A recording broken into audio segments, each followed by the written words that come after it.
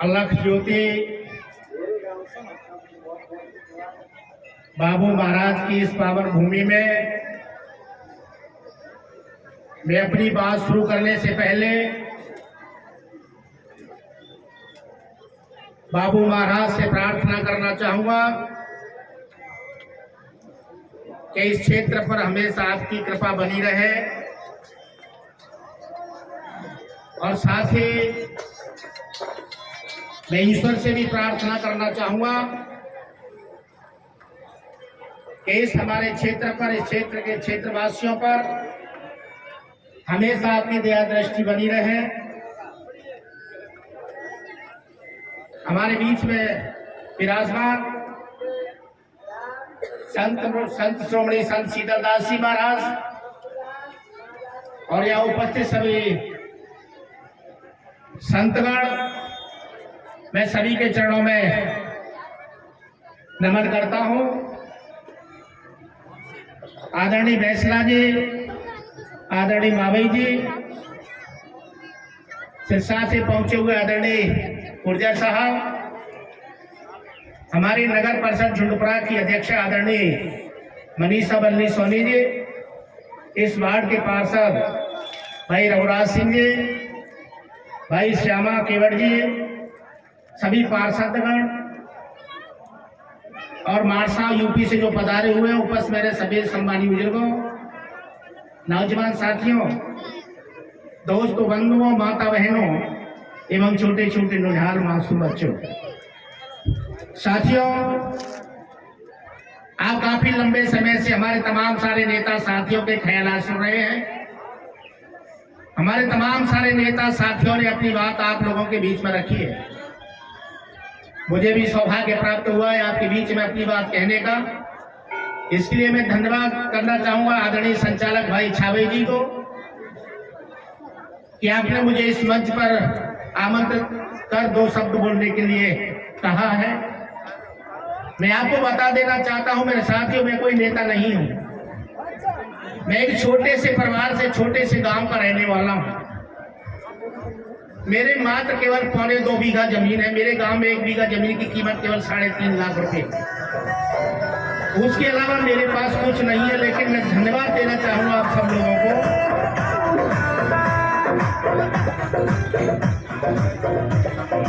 धन्यवाद देना चाहूंगा आप सभी लोगों का कि जिसकी औकात ग्राम पंचायत के मेंबर बनने की नहीं थी, उसको आप लोगों ने एमएलए बना दिया। आप लोगों ने मुझ पर जो भरोसा किया, मैंने पूरा प्रयास किया कि मैं आपके भरोसे पर खरा उतरूं। मैं जब इधर प्रचार करने के लिए आया, उस समय लोगों ने मुझसे मांग की कि हमारे गांव के लिए रोड नहीं है, बाबू बाबा के लिए रोड नहीं है। मैंने कहा कि आप मुझे एमएलए बना दें, मेरा पहला काम होगा कि आपके गांव के लिए, बाबू बाबा के लिए मैं रोड स्वीकृत कराऊं। आप लोगों ने मुझ पर भरोसा किया। 28 दिसंबर 2018 को वोट डाले।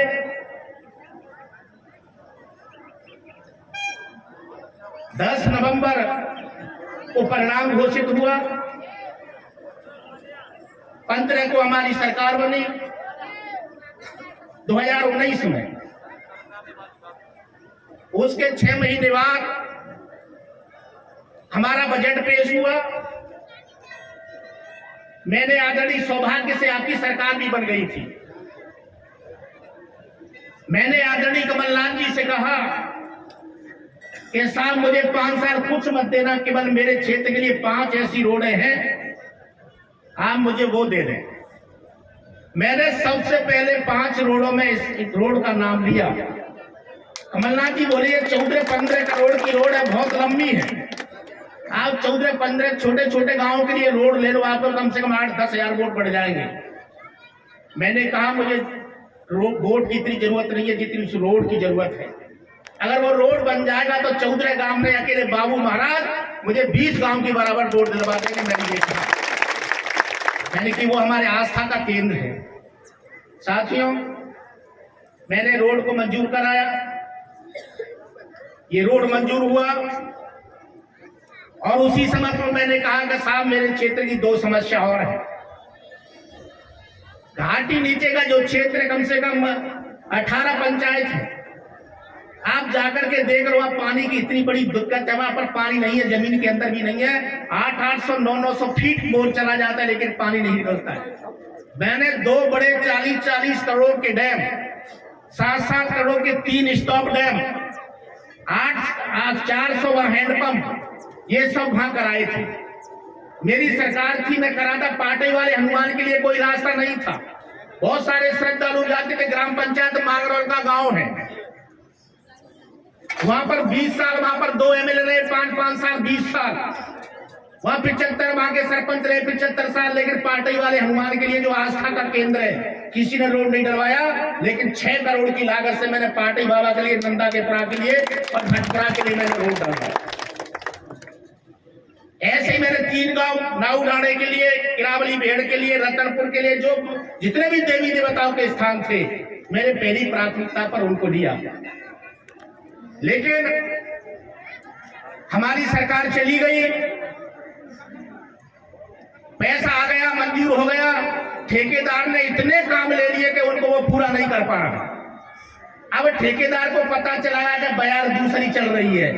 अब उसने मुझे फोन किया, विधायक जी मैं इसको मार्च तक पूरा कर दूंगा। मैंने कहा रुक जाओ, तो मार्च तक नहीं, भले इसको भले ही मत करो, ये मैं करा लूंगा, मुझे पता है। बोले नहीं विधायक जी, इसको मैं मार्च तक पूरा कर दूंगा और अप्रैल में आप इस पे अंटा ढकाते हुए वहां तक चले जाना। ये मुझे उन्होंने भरोसा दिलाया, क्योंकि समय पूरा हो चुका है। उसमें इतनी पेनल्टी लगेगी कि ठेकेदार के होश ठिकाने आ जाएंगे, वो होश में नहीं आएगा। निश्चित तौर पर साथियों, ये मान के चलो, ये इसी जात की परेशानी है। यहाँ के लोगों की और बड़ी परेशानी है कि ये रोड बढ़कर के वहां तक भी चला जाए। एक काम और बताया आपने, भर्रा, वहां तक भी ये रोड पहुंच जाए। मैं आपको भरोसा दिला दूं, एक्सटेंशन में मैं इस रोड को बढ़ाने की पूरी कोशिश करूंगा। और नहीं तो मावे जी बुरा मत मानना, हम 23 में आ रहे हैं तो ये जरूर हम कर देंगे। हमको सबको भरोसा दिलाना चाह रहे हैं, ऐसी बयान चल रही है, जो भी होगा। लेकिन मैं आपको बताना चाहूंगा साथियों, मैं आप लोगों को, मुझे एमएलए बनाया उसके लिए बात तो धन्यवाद दे ही रहा हूं। लेकिन आपने आपके वार्ड से और आपके नगर परिषद के क्षेत्र से जो बड़े सूझबूझ वाले ऐसे पार्षदों को जिताए, मैं उन्हें धन्यवाद देना चाहूंगा। एक पार्षद 30, 40, 50 लाख में बिका है। लेकिन आपके नगर परिषद के पार्षद ने किसी ने भी पैसा नहीं लिया, फ्री में भाई बल्ली सोनी को वोट दिया है। मैं उन्हें धन्यवाद देना चाहता हूं और उससे ज्यादा धन्यवाद मैं आपको देना चाहता हूं कि आपने ऐसे पार्षदों को जिता करके परिषद में भेजा है जो बिल्कुल पैसे में लात मार देती है। तो मैं भरोसा दिलाना चाहता हूं, मुझे पूरा भरोसा है आदरणीय मनीषा बल्ली सोनी पे। उनका कार्यकाल आपने पिछले समय का देखा होगा। आज भी वो रात दिन में झुंडुपरा से आ रहा था, जगह जगह पर लंगर लगे थे। उन लंगरों में लोगों को बड़े प्रेम से खाना दे रहे थे, पूड़ियां दे रहे थे, सब्जी दे रहे थे, कहीं चाय मिल रही थी, कहीं पकौड़े मिल रहे थे, कहीं कुछ मिल रहा था। इतनी श्रद्धा इस क्षेत्र के अंदर में लोगों में है। निश्चित तौर पर सब लोगों ने ये कहा कि साहब आपने जो किया वो तो किया, लेकिन हमें आपने अध्यक्ष ऐसा दे दिया कि वो बेचारा सुबह से लेकर के शाम तक गलियों में घूमता रहता है, सफाई गाड़ियों को लेकर के। ये समस्या ये आवेदन दो, आवास के लिए आवेदन दो, आपके लिए क्या परेशानी है, पेंशन के लिए दो, तमाम सारी वृद्धावस्था पेंशन, विकलांग पेंशन, अंतर्राष्ट्रीय की पेंशन और जितनी भी पेंशन है, सब पेंशनों के लिए वो लगे रहते हैं, खुद जा करके आवेदन ले रहे हैं। और मैं अपेक्षा रखूं आदरणीय अध्यक्ष महोदय जी से कि वो इसी तरह से पूरी समय जनता की सेवा करते रहे, क्योंकि भगवान ने आपको मौका दिया है। आप एक राजा का रूप हैं, आप पूरी ईमानदारी के साथ में उसका निर्वहन करें। ये जनता आपको हमेशा सर माथे पर रखेगी, ऐसा मैं आपको भरोसा दिलाना चाहता हूं। साथियों, निश्चित तौर पर जब ये रोड बनकर के तैयार हो जाएगा, नगर पालिका से आदरणीय बल्ली भाई ने कहा है कि इसको मैं ऐसा बना दूंगा कि लोग इसको देखने के लिए आएंगे। अगर आपसे कोई कमी रह जाए तो मुझे बता देना, मैं भी कम से कम झुंडपुरा से लेकर के यहाँ तक रास्ते में कम से कम 7, 8, 10 यात्री प्रतीक्षा ले और हर जगह हैंडपंप लगाऊंगा, जिससे कभी यात्री को कोई परेशानी नहीं आए। मैं आज बाबू बाबा के स्थान पर आपको कह रहा हूँ, जब वो झूठ बोलेगा उसका सत्यानाश हो।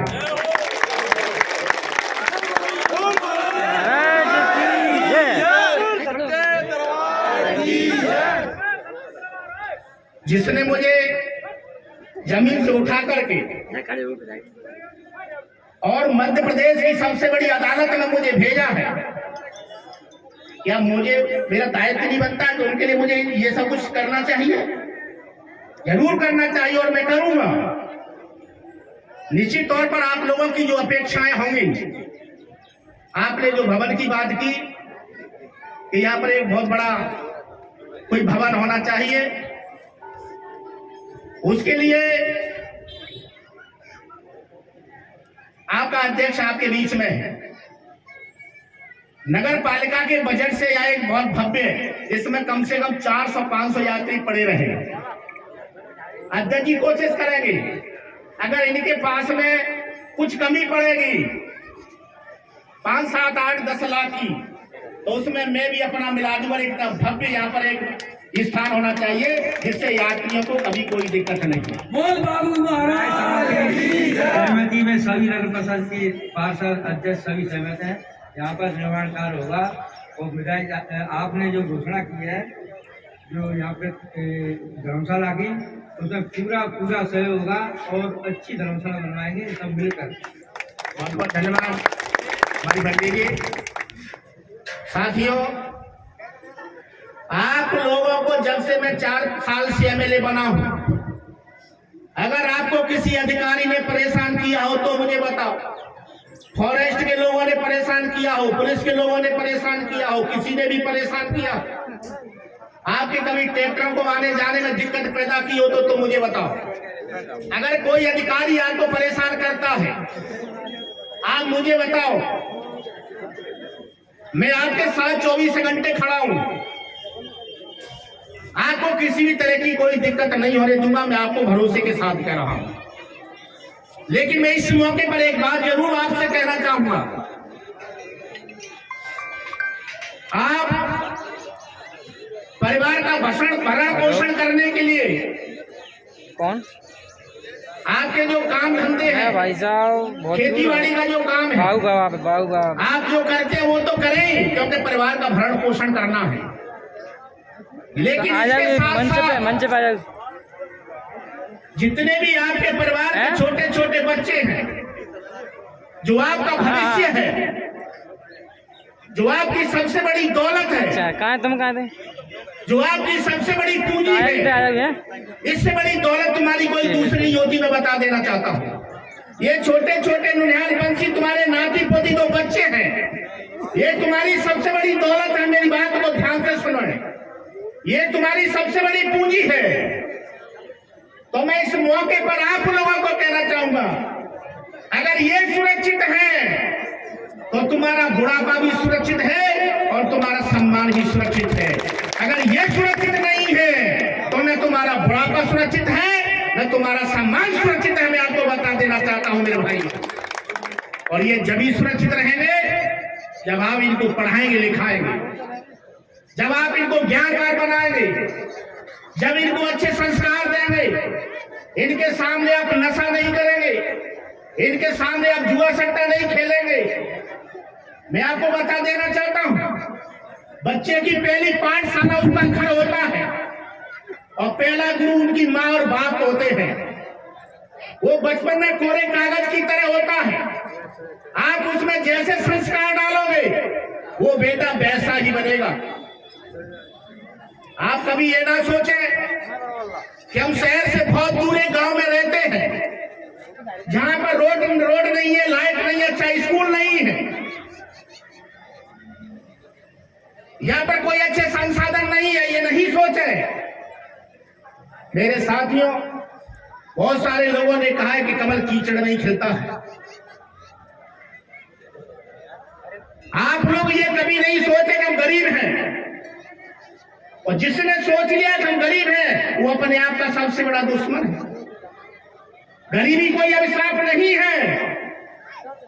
जो लोग ये सोचते हैं कि हमारे पास पैसा नहीं है, जो लोग ये सोचते हैं कि हमारे पास संसाधन नहीं है, जो लोग ये सोचते हैं कि परिस्थिति हमारे अनुकूल नहीं है, वो आदमी अपने आप का दुश्मन होता है। क्योंकि संसाधन परिस्थितियां कहीं से आती नहीं है, बल्कि परिस्थितियां संसाधन को हमेशा पैदा की जाती है। मैं आपको बता देना चाहता हूँ, वो जो परिस्थिति और संसाधन के भरोसे रहेगा, वो जिंदगी में कभी आगे नहीं बढ़ सकता है। मेरी बात को ध्यान से सुने। आप लोगों की जो सबसे बड़ी पूंजी है, जिन्हें आप पढ़ाने लिखाने के बाद अगर तैयार कर लोगे, घर में अगर एक कर्मचारी बना लोगे, पूरी जिंदगी भर लगे रहना, 2 बीघा जमीन नहीं खरीद पाओगे। अरे एक कर्मचारी बन जाओगे तो 20 बीघा जमीन खरीद लोगे। मैं आपको बता देना चाहता हूं, घर में से एक बेटा को IAS IPS बनाने के लिए पढ़ाए, एक बेटे को राजनीति में निकालने, आज समय है राजनीति का। एक बेटा राजनीति के लिए, एक IPS IAS बनाने के लिए, बाकी बेटों को पढ़ाने के लिए छोड़ दो। मैं विश्वास के साथ कह रहा हूं, 10 साल में आप कहां होंगे, आप कल्पना भी नहीं कर सकते। मैं बता देना चाहता हूं।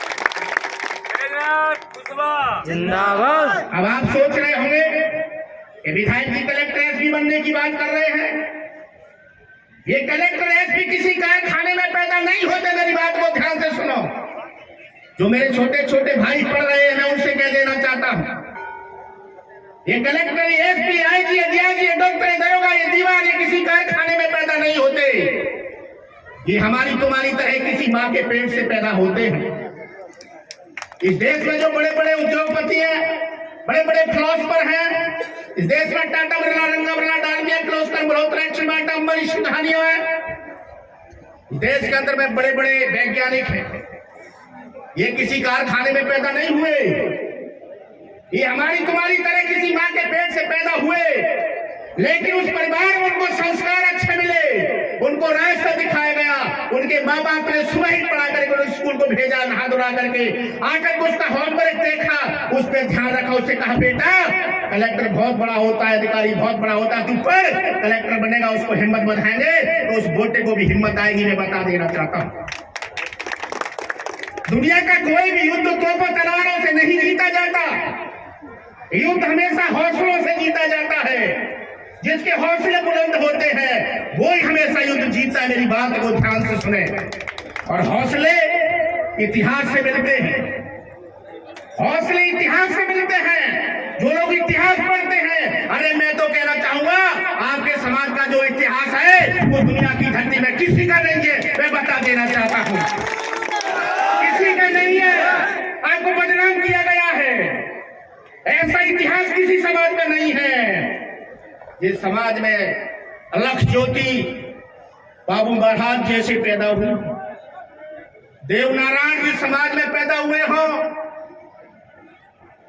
हीरा भूमिया जिस समाज में पैदा हुआ हो, गायत्री समाज में पैदा हुई हो, और इस समाज में बड़े बड़े महात्मा संत ऋषि मुनि पैदा हुए हों, वो समाज कोई छोटा समाज नहीं हो सकता। इतिहास उठा करके देखो।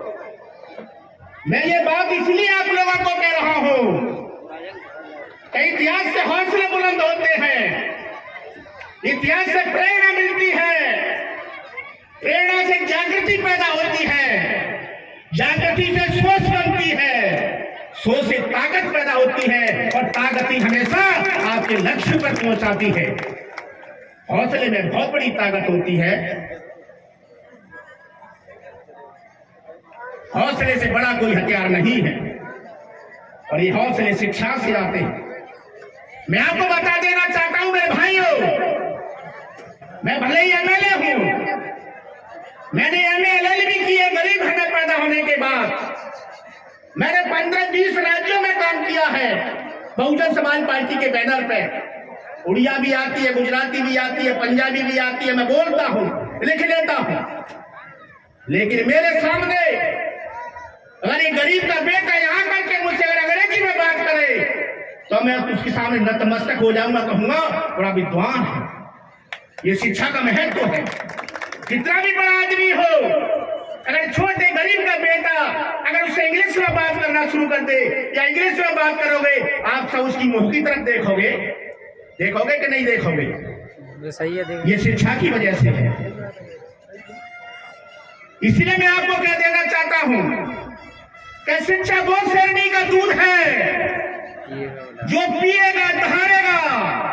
Information is the power. जानकारी ताकत होती है। अगर हमारा सत्यानाश हुआ है, अगर हमारा अट्ठानाश हुआ है, अगर हमारी अवनति हुई है, अगर हमारी दुर्गति हुई है, तो इसका केवल एक ही कारण शिक्षा। हम लोग पढ़े लिखे नहीं थे। आज हम पढ़े लिखे होते तो जाने कहां होते। ये सब शिक्षा की वजह से हुआ है, क्योंकि ये बात 1827 में महात्मा ज्योतिबा फुले ने कहा था कि शिक्षा बिना मति खोई, मति बिना गति खोई, गति बिना नीति खोई, नीति बिना संपत्ति खोई, संपत्ति बिना हुए ध्वस्त।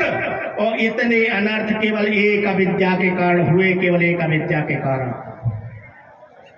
विद्या कितनी महत्वपूर्ण है। विश्व के महान संत जिन्हें तथागत की उपाधि मिली, दुनिया के सबसे ज्यादा देशों में जिसे लोग मानते हैं बौद्ध धर्म, उस धर्म के जनक तथागत गौतम बुद्ध ने कहा कि अत्यधिको भाव, अपना प्रकाश खुद बनो। इसका मतलब है ज्ञानवान बनो, प्रकाश की तरह चमकोगे दुनिया की धर्म में, ध्रुव तारे की तरह। ये ईसा से 2500 साल पहले की बात है। बाबा साहब डॉक्टर अम्बेडकर ने कहा, जो दुनिया के 6 विद्वानों में नंबर 1 के पढ़े लिखे विद्वान थे, उन्होंने कहा शिक्षित बनो, संगठित रहो, संघर्ष करो। उन्होंने भी पहली बात शिक्षा की कही। इस देश के तमाम सारे महापुरुषों ने, तमाम सारे फिलोसफरों ने, तमाम सारे समाज सेवियों ने, तमाम सारे नेताओं ने हमेशा यही बात कही है कि बढ़ना है तो पढ़ना सीखो, बढ़ना है तो पढ़ना सीखो, और लड़ना है तो पढ़ना सीखो। ये बात कई लोगों ने कहा। अगर आपको आगे बढ़ना है तो पढ़ना पड़ेगा। निश्चित तौर पर साथियों, शिक्षा वो शेरनी का दूध है जो पिएगा दहाड़ेगा। शिक्षा में बहुत बड़ी ताकत होती है। इसलिए ये बात मैं इसलिए कह रहा हूं, आज अलख ज्योति बाबा की ये परम भूमि है, बाबू बाबा की। आप मेरे भाई और बच्चों अपने मन में ये प्रतिज्ञा कर लो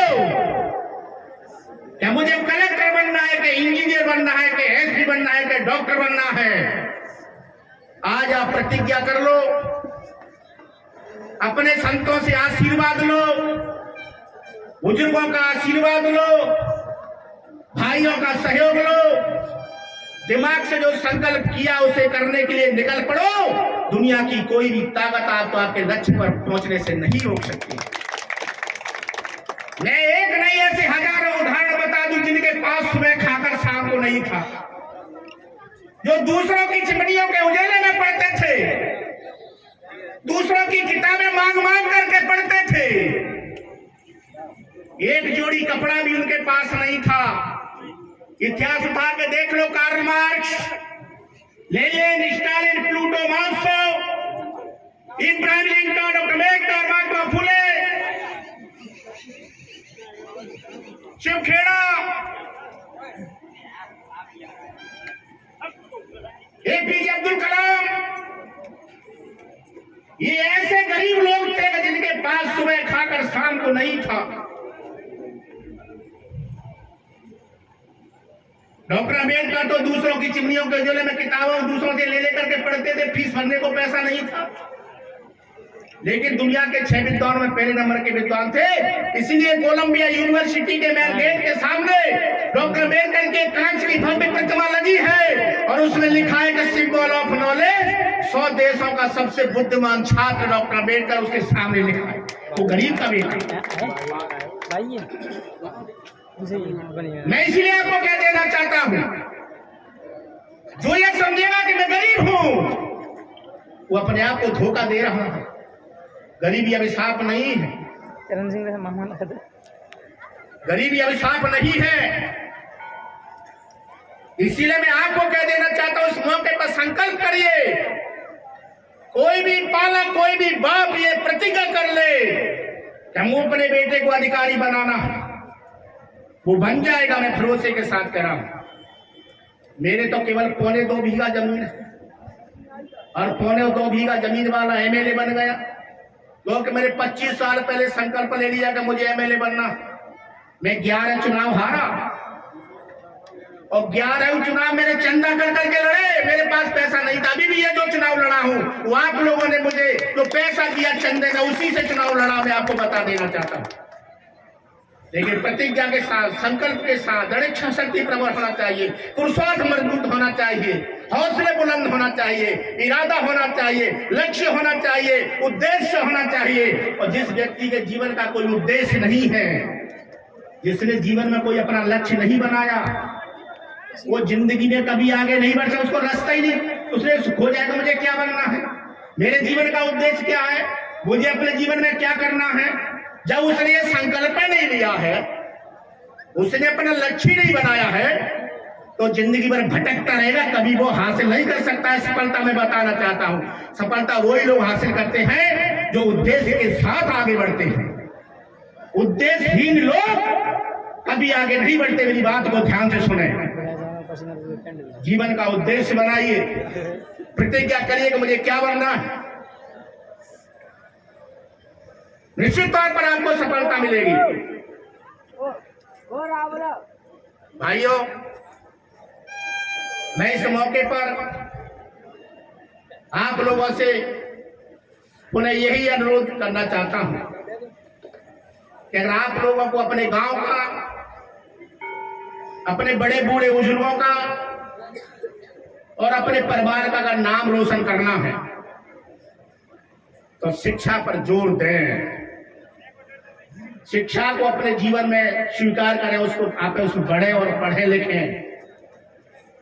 निश्चित तौर पर आपके क्षेत्र का, गांव का, समाज का, आपके परिवारजनों का नाम होगा कि फलाने का बेटा आईएएस, फलाने का बेटा आईपीएस, करजौनी का बेटा कलेक्टर। ये कितनी बड़ी बात होगी, और ये कोई बड़ी बात नहीं है।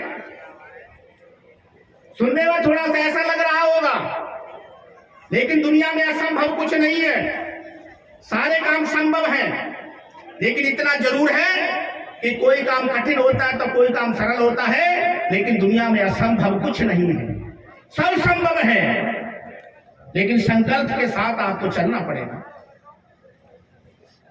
साथियों, आज बाबू बाबा के ये दौज का मेला है। जैसा आदरणीय भाई बैसला जी ने कहा कि मैं सब्जी मंडी में गया तो सारी दुकानें बंद, भीड़ नहीं थी। मैं आपको झूठ नहीं बोल रहा हूं, बाबू बाबा के स्थान पर रहूं, मैं यहाँ कह रहा हूं, झूठ नहीं बोल सकता। झूठ बोलेगा उसकी क्या दुर्गति होगी, आप अंदाजा लगाते होंगे। हमारे साथ भी आज यही हुआ। आज हम नगर पालिका में गए, भाई रामपुर जी हमारे साथ है, कोई अधिकारी नहीं, कोई कर्मचारी नहीं। हम 8 पार्षद नगर पालिका में सब कहा गए बाबू बाबा की जांच के लिए। कहाँ गए बाबू बाबा की जांच के लिए? मैं सारे के सारे बिना छुट्टी, अरे बाबू बाबा कितना भरोसा, कायदी छुट्टी कोई कुछ नहीं बिगाड़ेगा, कर्मचारी कह रहे थे, इतना भरोसा। और ते ताकि शरणे ताए ताकि लाज, तो निश्चित तौर पर बाबू बाबा में बहुत शक्ति है। हम लोग अभी पहचान नहीं पाए हैं। जो लोग पहचान गए हैं, जिन्होंने उन पर पूरा भरोसा किया है, उनके भले हो रहे हैं। निश्चित तौर पर बहुत सारी बातें हो गई हैं। हम आप लोगों के बीच में फिर आएंगे और हमेशा आते रहेंगे।